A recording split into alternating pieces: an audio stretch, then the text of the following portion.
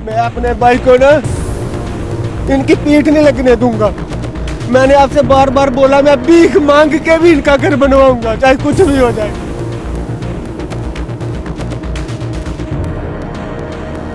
दोस्तों, तो आखिर सरकार ने कैसे की है पत्रकारों की बोलती बंद? आखिर तक बने रहिए, देख के जाइएगा।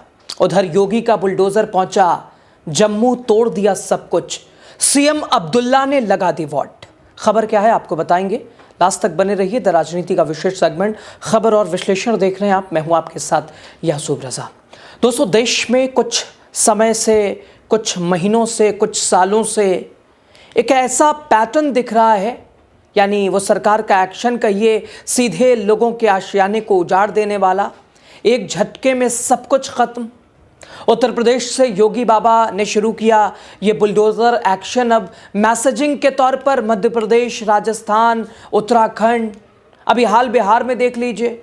नई सरकार बनी है एक बार फिर। 20 साल वाली सरकार को लोगों ने फिर मौका दिया है, नीतीश और भारतीय जनता पार्टी की सरकार। और सरकार बनते ही एक्शन में ऐसे सम्राट चौधरी और पूरी बीजेपी बुलडोजर स्टीयरिंग सीट पर बैठ के दलितों के, गरीबों के घरों को तहस नहस कर दिया गया, तोड़ दिया गया, दुकानों को तोड़ दिया गया, सब कुछ बिखेर दिया गया, जिंदगियां छीन ली गईं, बच्चों के सिरों से एक तरह से साया छीन लिया गया, उजाड़ दिया गया। और अब यही कार्रवाई दोस्तों जम्मू कश्मीर तक भी पहुंच गई है, और वो भी जहां चुनी हुई सरकार है। और चुनी हुई सरकार के नाक के नीचे बिना पूछे, बिना पाछे घर उजाड़ने की कार्रवाई, बिना चेतावनी, बिना चर्चा, बिना क्रिया, बिना प्रतिक्रिया, बिना प्रक्रिया छतें गिराई जा रही हैं, घर तोड़े जा रहे हैं। और सबसे बड़ा सवाल, क्या कानून का डंडा सब पर बराबर चलता है या सिर्फ कुछ खास पर, कुछ विशेष पर? लेकिन दोस्तों, इस अंधेरे के बीच इंसानियत की एक ऐसी धमाकेदार रोशनी सामने आई जिसने पूरे देश को सोचने पर मजबूर कर दिया, बीजेपी की ध्रुवीकरण की राजनीति को शर्मसार कर दिया। आपको सब कुछ बताएंगे, लास्ट तक बने रहिए। दोस्तों, देश के पत्रकार आजकल चुप हैं, मौन हैं, जैसे उन्हें कुछ समझ ही नहीं आ रहा। सवाल पूछना किससे है और वो पूछ किससे रहे हैं? जानते हैं इसके पीछे की वजह क्या है? सरकार का डर, उनके ऊपर की जाने वाली कार्रवाइयां। लेकिन जम्मू कश्मीर में ऐसे ही एक पत्रकार ने सरकार के सामने लोहे के चने चबवाए, लेकिन सरकार की कार्रवाई जरा देखिए दोस्तों। और शायद इसी डर से, इसी खौफ से पत्रकार सच को सच बोलने से भी डर रहे हैं। पत्रकार का कलम अब वही लिख रहा है जो उससे सत्ता लिखवा रही है।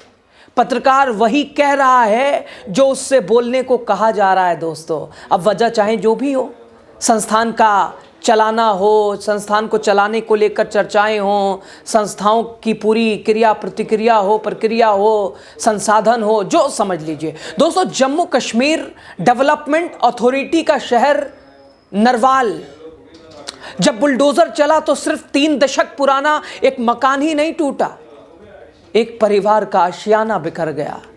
सरकार ने इसे अवैध कब्जा करार दिया।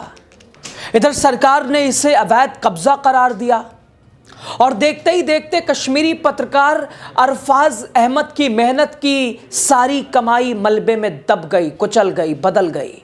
स्थानीय लोग और पत्रकार इस कार्रवाई को चुनिंदा मान रहे हैं। वीडियो में देखा जा सकता है कैसे 72 वर्षीय गुलाम कादिर डिंग मलबे पर बैठकर रो रहे हैं। लेकिन इस दुखद घटना के बीच एक ऐसी उम्मीद की किरण दिखाई दी जो दोस्तों जिसने सभी का दिल जीत लिया। बीजेपी की उस राजनीति, उस ध्रुवीकरण वाली पर तमाचा मारकर शर्मसार कर दिया।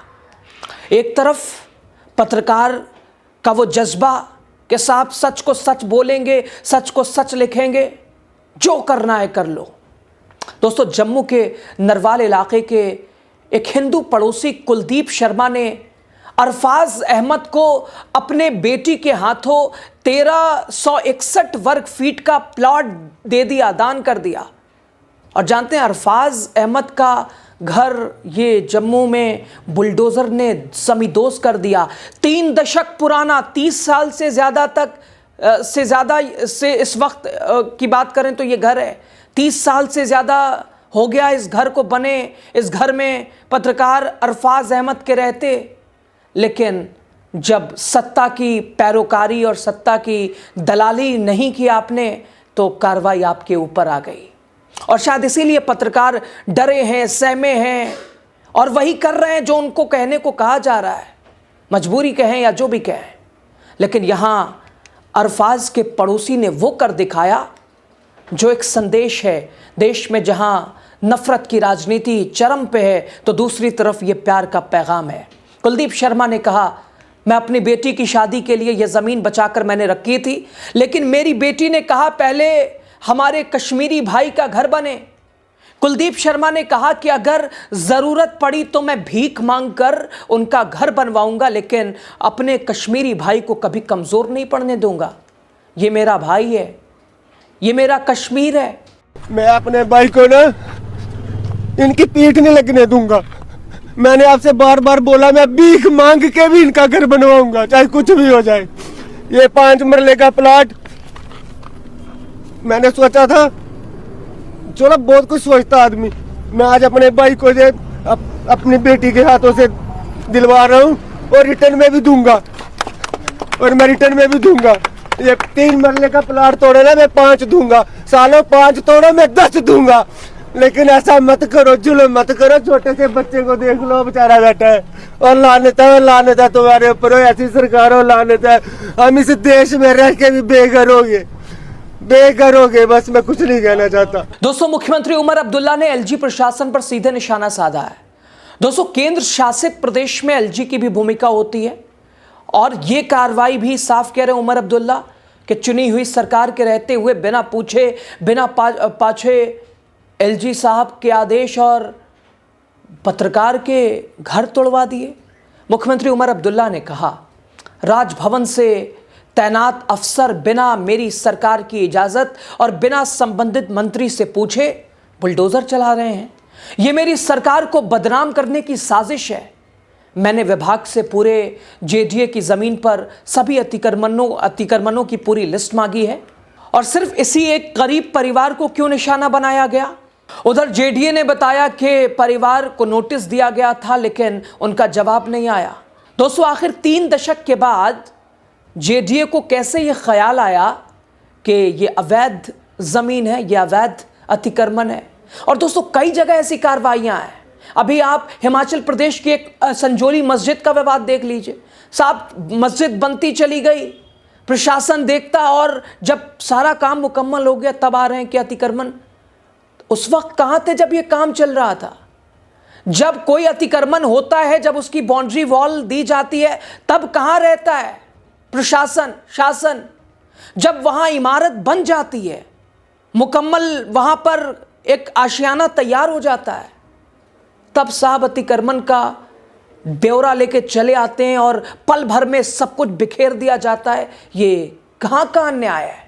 वहीं दोस्तों, विपक्ष और सोशल मीडिया पर इसे एलजी की नफरत, बीजेपी की नीति का उदाहरण लोगों ने बताया, जमकर आलोचना की, बता दिया कि पत्रकार का हाल देख लीजिए क्या है देश में, देश की पत्रकारिता का स्तर क्या है, देश के वो संस्थान जो कि चौथे पिलर के नाम पे कलंक बने हुए हैं, उनकी दशा और दिशा क्या है। दोस्तों, ये घटना केवल जम्मू कश्मीर तक सीमित नहीं है, केवल जम्मू तक सीमित नहीं, बल्कि देश के कई हिस्सों में धर्म और राजनीति के नाम पर नफरत बढ़ रही है। लेकिन दोस्तों, ये भी याद रखना ज़रूरी है कि ऐसे समय में इंसानियत की छोटी छोटी मिसालें भी बड़ी उम्मीद जगाती हैं। अब सोशल मीडिया पर यूजर्स ने लिखा कि इस नफरत के समय में हिंदू पड़ोसी का ये कदम जैसे अंधेरे में रोशनी की किरण है। इधर एक यूजर ने लिखा कि अरफाज अहमद वही पत्रकार हैं जो मजलूमों की आवाज़ बनकर खड़े रहे, जो ना खरीदे जा सके, ना डराए जा सके, और उनके सच का जवाब बुलडोज़र से दिया गया, वो भी बिना नोटिस, बिना प्रक्रिया। बस बदले की कार्रवाई, ऐसी खबरों का डंका दुनिया में बजना चाहिए। जम्मू कश्मीर के पत्रकार अरफाज का घर प्रशासन ने बुलडोजर से बुलडोज कर दिया, जमींदोज कर दिया, तो हिंदू भाई कुलदीप शर्मा ने भाईचारे की मिसाल पेश करते हुए अरफाज को 5 मरला जमीन दे दिया। यही नहीं, कुलदीप ने यह भी कहा कि जो लोग हमारे भाईचारे को खत्म करना चाहते हैं वो एक तिनका भी नहीं हिला पाएंगे, जिसको गिराना है वो मेरा भी घर जाकर गिरा दे। एक यूजर और लिखते हैं कि मुस्लिम कश्मीरी पत्रकार के 40 साल पुराने मकान तोड़ने पर हिंदू भाई ने दान किया 1361 वर्ग फीट का प्लॉट। यही है हिंदुस्तान की असली खूबसूरती। नफरत के बाजार में मोहब्बत की दुकान खोलना, इसी को कहते हैं।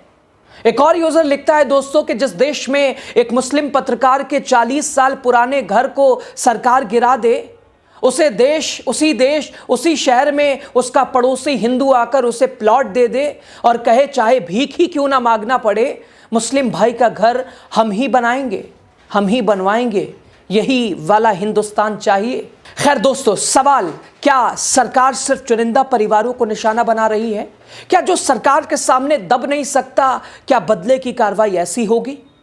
अपने एजेंडे को पूरा करने की लगातार कोशिश है। और क्या इसी वजह से पत्रकारों की बोलती आजकल बंद है कि बोलेंगे तो साहब क्या कुछ ना देखना पड़ेगा? दोस्तों, अरफाज अहमद जैसे पत्रकार जो समाज की आवाज बनकर सामने आते हैं, आते रहे हैं, अब भी आएंगे, अब भी डरे कुचले नहीं है। क्या ये अक्सर चुनिंदा कार्रवाई और धमकियों का सामना करते हैं? उनकी मेहनत पर बुलडोजर चलाना केवल उनके परिवार को प्रभावित नहीं करता, बल्कि पूरी पत्रकारिता और लोकतंत्र की जड़ को हिलाता है। और साथ ही दोस्तों, इस कहानी ने यह भी साबित कर दिया कि नफरत की राजनीति चाहे कितनी भी बढ़ जाए, चढ़ जाए, इंसानियत और भाईचारे की आवाज कभी न कुचली जा सकती है, ना दबाई जा सकती है। और सीधे भारतीय जनता पार्टी की राजनीति पर यह करारा तमाचा है। एक तरफ बुलडोजर एक्शन पर खुशी जाहिर करने वाले और दूसरी तरफ बुलडोजर एक्शन पर अपने आप को उसके साथ खड़ा करने वाले। ये दोनों तस्वीरें एक ही देश में, एक ही हिंदुस्तान में। आपकी राय खबर पे ज़्यादा ज़रूरी, आप क्या कहते हैं बताइए। खुले दिल, खुले मन, खुले विचार से वीडियो अच्छी लगी शेयर कीजिए, चैनल को सब्सक्राइब कीजिए। मैं अपने भाई को ना इनकी पीठ नहीं लगने दूंगा। मैंने आपसे बार बार बोला, मैं भीख मांग के भी इनका घर बनवाऊंगा, चाहे कुछ भी हो जाए।